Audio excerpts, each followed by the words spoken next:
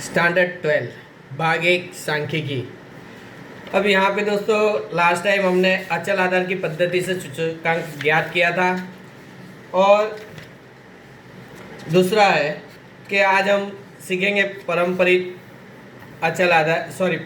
आधार पद्धति इससे कि हम सूचकांक कैसे ज्ञात करते हैं।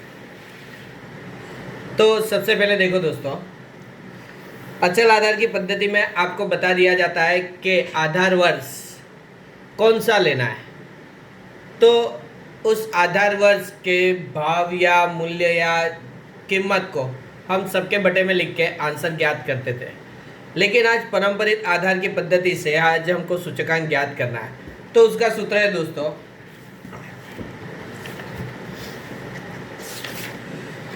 पारंपरिक आधार की विधि से सूचकांक ज्ञात करना है। उसके अंदर चालू वर्ष का चल मूल्य बटे में गत वर्ष का चल मूल्य।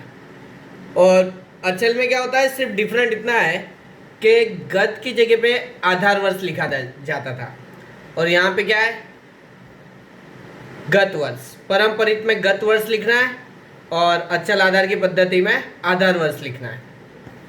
तो सबसे पहले यहाँ पे देखो, एग्जाम्पल नंबर 4 में आपको महीने दिए गए और जनवरी, मार्च, मई, जुलाई, सितंबर और नवंबर दिया गया है।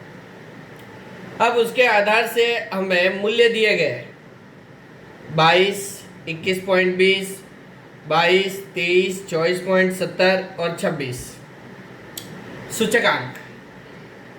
अब यहाँ पे दोस्तों देखो वर्ष लिखा है और यहाँ पे हमें जो माहिती दी गई है वो महीने के आधार से, तो हम वर्ष निकाल के क्या लिख देंगे, महीना। तो चालू महीना का मूल्य बटे में गत महीना का मूल्य। अब इसके अंदर होगा क्या कि फर्स्ट में जनवरी में, अब इसके आगे वाला गत वर्ष यानी गत महीना हमें दिया नहीं है, तो हमारे लिए क्या होगा 22 बटे 22 इंटू 100। तो आपका आंसर क्या होगा 100। और सेकंड है 21.20, उसके बेटे में कितना लिखेंगे, गत वर्ष या गत मास यानी 22। 21.20 बटे 22 इंटू 100 यानी उसका आंसर क्या होगा 96.36। फिर 22 बटे कितना लिखेंगे 21.20 यानी उसके आगे वो महीना होता है गत महीना, उसको क्या करेंगे, उसका मूल्य हम बटे में लिखेंगे। तो उसके बाद है दोस्तों के 22 बटे 21.20 इंटू 100, तो उसका आंसर क्या होगा हमें 103.77। फिर उसके बाद 23, तो 23 बटे 22 लिखेंगे, तो 23 बटे 22 इंटू 100, उसका आंसर क्या होगा 104.55। फिर उसके बाद 24.70 दिया गया हमें, तो उसके बटे में कितना लिखेंगे 23, तो 24.70 बटे 23 इंटू 100 107.39। और नवंबर में दिया गया है 26, तो 26 बटे 24.70 इंटू 100, तो उसका आंसर ज्ञात होगा हमें 105.26। अब दोस्तों यहाँ पे पारंपरिक आधार की सूचकांक, ये दूसरी पद्धति है हमारी। पहली पद्धति अचल आधार की पद्धति थी और यह पारंपरिक आधार की विधि से सूचकांक ज्ञात करना। अब दोस्तों देखो कि एग्जाम्पल नंबर 5 में हमें तीनों पद्धति से सूचकांक ज्ञात करना है। तो एक खाद्य तेल की मिल में वर्ष 2008 से 2015 तक मूंगफली की खरीदी संबंधित सूचना निम्न अनुसार दी गई है। उसमें से 2008 को आधार वर्ष मानकर अचल आधार द्वारा, यहाँ तक एक पद्धति है। यहाँ पे क्या बताया गया, अचल आधार द्वारा, तो ये एक पद्धति यहाँ पे हो गई। और सेकंड दिया गया तथा पारंपरिक आधार द्वारा, यानी पारंपरिक आधार से भी ढूंढना है। और तीसरा है औसत 2010 तथा 11 की खरीदी की औसत मात्रा के आधार वर्ष की खरीदी को मानकर सूचकांक ज्ञात करना है। तो हमें दोस्तों दिया गया वर्ष, एग्जाम्पल नंबर 5 में वर्ष 2008, 9, 10, 11, 12, 13, 14, 15 और मूंगफली की खरीदी दी गई है टन में 230, 250, 230, 250, 230, 280, 300 और 300। अब हमें ज्ञात करना है तीनों पद्धति के आधार पर। तो सबसे पहले देखो दोस्तों, अचल आधार की पद्धति, तो आधार वर्ष जिसको माना गया है तो उसको उसके जो टन का भाव है यानी खरीदी है मूंगफली की खरीदी, तो उसको सबके बटे में कितना लिखेंगे 230। तो यहाँ पे देखो 2008 से लेकर 2015 तक वर्ष लिखा गया है। मूंगफली की खरीदी की गई है जो टन में, तो 230, 250, 250, 250, 270, 280, फिर 300, 300, जैसे 230, 250, 230। तो अब क्या करेंगे हम, सबके बटे में कितना लिखेंगे, आधार वर्ष जिसको माना है उसके खरीदी, कितनी खरीदी की थी 230 टन की, तो सबके बटे में 230 टन लिखेंगे। तो 230 बटे 230 इंटू 100, 250 बटे 230 इंटू 100, 230 बटे 230 इंटू 100, 250 बटे 230 इंटू 100, 270 बटे 230 इंटू 100, 280 बटे 230 इंटू 100 और 300 बटे 230 इंटू 100, 300 बटे 230 इंटू 100। तो इस तरह से हमने सब अचल आधार की विधि के आधार पर से अचल आधार का मूल्य यानी सूचकांक ज्ञात किया। जैसे पहले में आंसर आया हमारा 100, दूसरे में आया 108.70, फिर 100 है, फिर 108.70, 117.39, 121.74 और 130.43 और 130.43, ये हमने ज्ञात किया अचल आधार की पद्धति से। अब हम ज्ञात करेंगे परंपरित आधार की पद्धति से। तो परंपरित आधार की पद्धति में हम यहाँ पे लिखेंगे सूचकांक चालू वर्ष की खरीदी,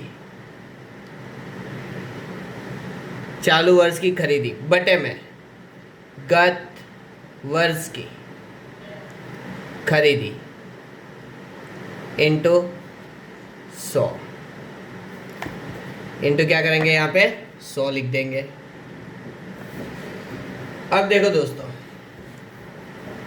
230 बटे 230 इंटू 100, तो उसका आंसर ज्ञात होगा 100।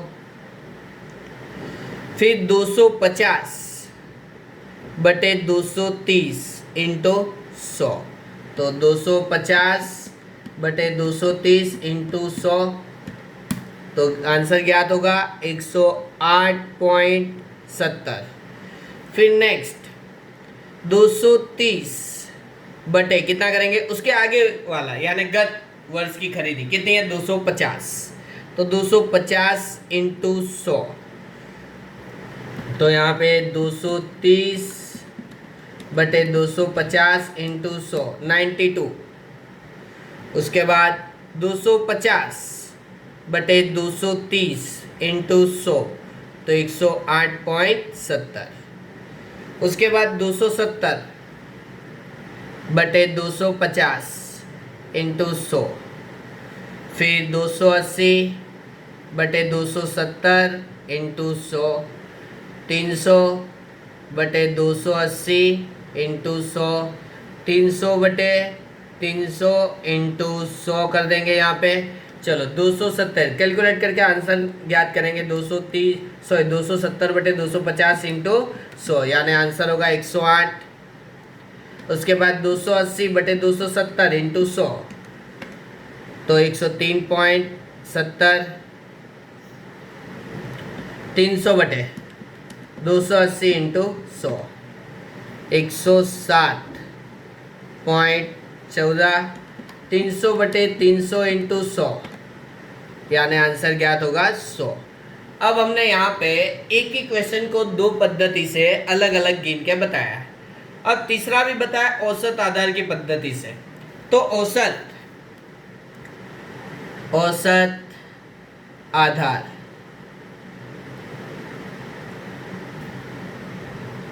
की खरीदी, चलो जितने वर्ष की बताई गई है उतने वर्ष की ज्ञात करेंगे। 2010 तथा 2011, तो 2010 में और 2011 में खरीदी कितनी थी 230 प्लस 250 बटे 2 करेंगे, तो तो 480/2 यानी 240। अब सबके बटे में हम कितना लिख देंगे, 240।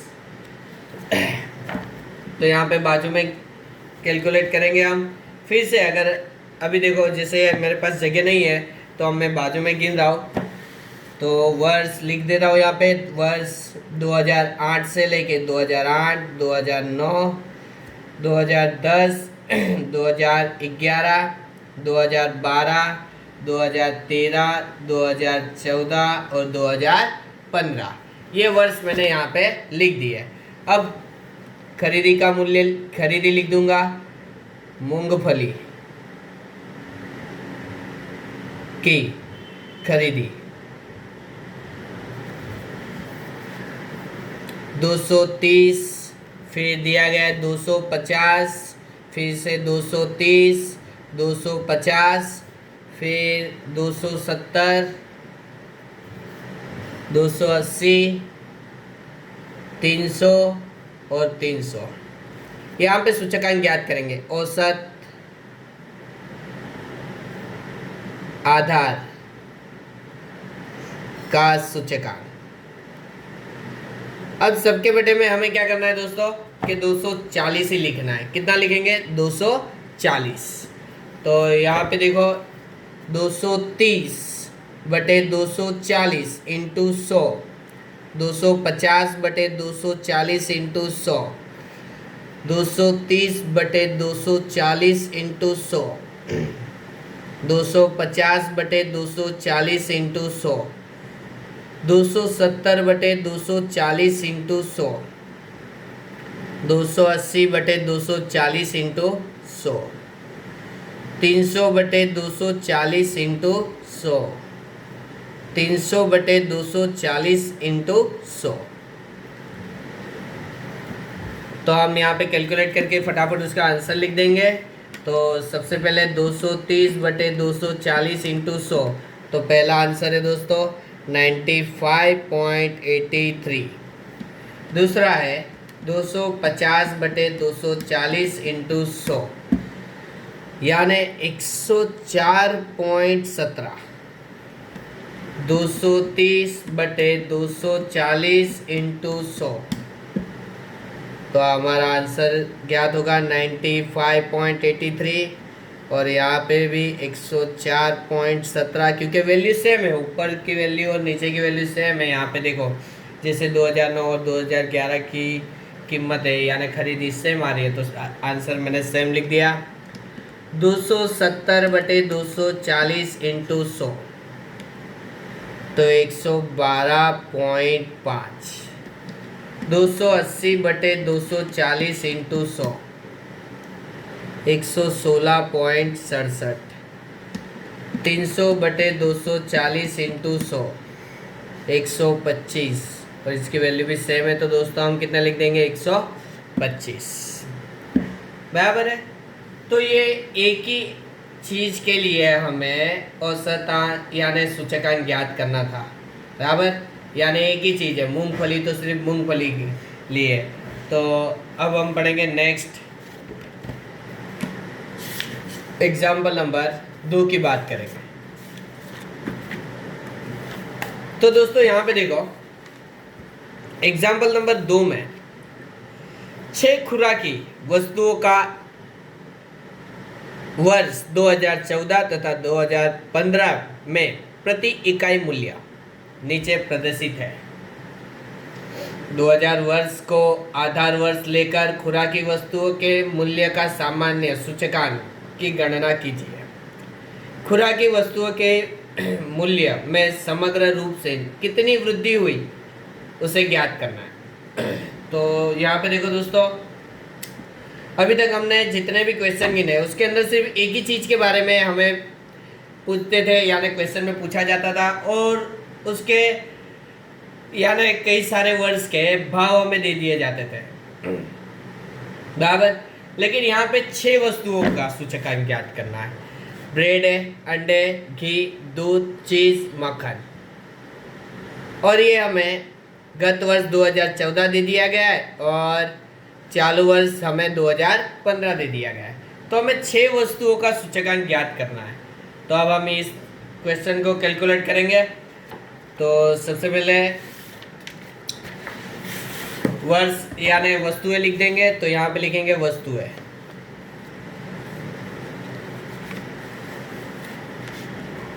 एग्जाम्पल नंबर 2 वस्तुएं।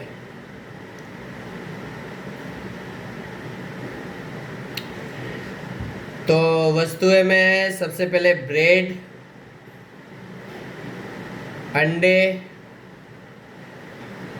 घी, दूध, चीज, मक्खन। अब वस्तुएं दी गई है हमें और उनका मूल्य दिया गया है। यहाँ पे देखो दोस्तों, वस्तु का प्रति इकाई यानी एक इकाई यानी 1 यूनिट का मूल्य कितना है। तो 2014 और 2015 का अलग अलग दिया गया है। तो हम यहाँ पे लिख देंगे 2014 और 2015 के हिसाब से लिखेंगे हम यहाँ पे। तो मूल्य यहाँ पे लिख देंगे मूल्य, और 2014 2015 25 30, फिर हमें दिया गया है 375, फिर 36, 440, 265। 2015 की बात करें तो 28, 35, 380, 40, 500 और यहाँ पे 300। अब हमें इन 6 वस्तुओं का सूचकांक ज्ञात करना है। तो सबसे पहले हम सापेक्ष मूल्य ज्ञात करेंगे, फिर उसका सूचकांक ज्ञात कर लेंगे। तो सबसे पहले सापेक्ष मूल्य। तो ये जो गत वर्ष यह होता है तो उसे हम P0 लेंगे, क्योंकि प्राइस और जिसकी तुलना करनी होती है उसे हम 0 गिनते हैं यानी P0, और जो चालू वर्ष होता है उसे 1 नंबर देते हैं यानी प्राइस P1 होगा। बराबर। तो सबसे पहले P1 सूचकांक का सूत्र है P1 बटे P0 इंटू सिर्फ सापेक्ष मूल्य ज्ञात करेंगे। तो अभी 100 नहीं लिखेंगे। तो सबसे पहले 28 बटे 25, 35 बटे 30, 380 बटे 375, 40 बटे 36, 500 बटे 440, 300 बटे 265। ये हो गया। अब इसका सापेक्ष मूल्य ज्ञात करेंगे।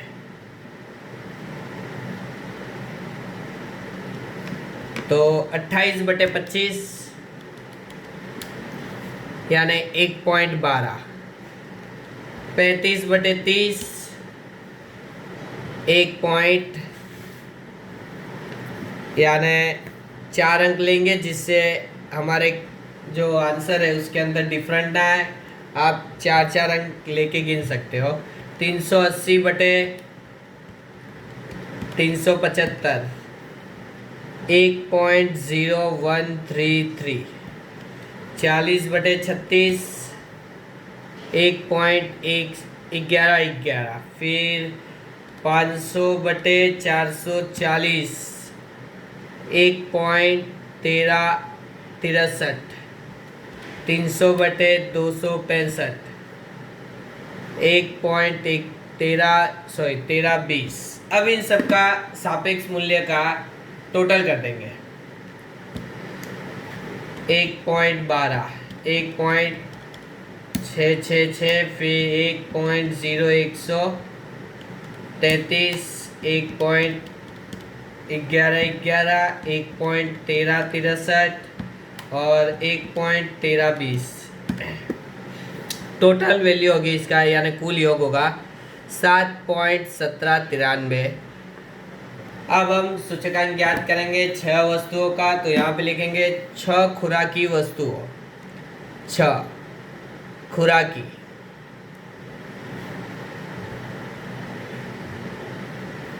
वस्तुओं का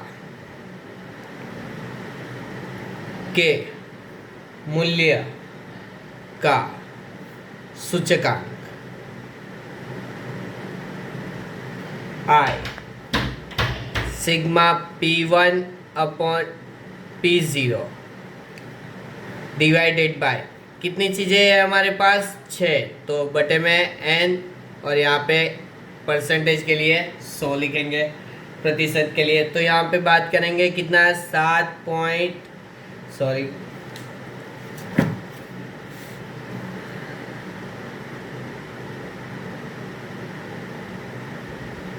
तो कैलकुलेशन एक बार फिर से करेंगे, अगर कोई भूल हो गई हो तो पता चल जाएगा।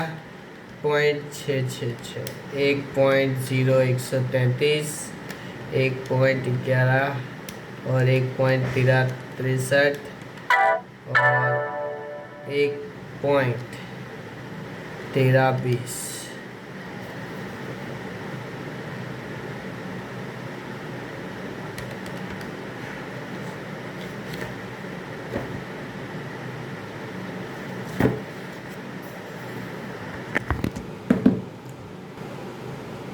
तो दोस्तों हमारे कैलकुलेशन में भूल के कारण हमारा आंसर गलत हुआ था, तो फिर से सुधार के लिख रहा हूँ मैं यहाँ पे 6.6795 बराबर। तो अब यहाँ पे लिखेंगे 6.6795 और टोटल वस्तु है 6 इंटू 100 बटे 6 इंटू 100, तो हमारा आंसर होगा 111.33 यानी 325 यानी लगभग कितना होगा 33 111.33। तो हमें अगर कंपेयर करना है कि 2014 और 2015 के भाव में सापेक्ष मूल्य के हिसाब से कितने प्रतिशत वृद्धि हुई, तो हमें आंसर मिला है 111.33। तो उसके अंदर से हम 100 को माइनस कर देंगे, तो यहाँ पे लिखेंगे 2014 की तुलना में 2015 में 11.33% वृद्धि हुई।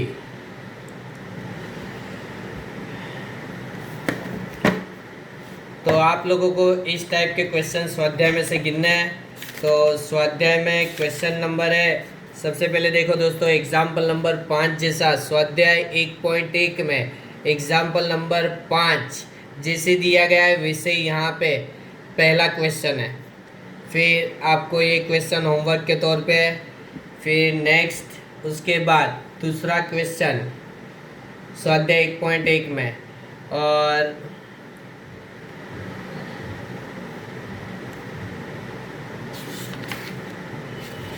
तीसरा ये चौथा क्वेश्चन जैसे एग्जाम्पल नंबर 2 हमने गिना वैसे ही आपको एग्जाम्पल नंबर 2 की तरह स्वाध्याय 1.1 में चौथा क्वेश्चन है वो गिनना है। तो अब यहाँ पे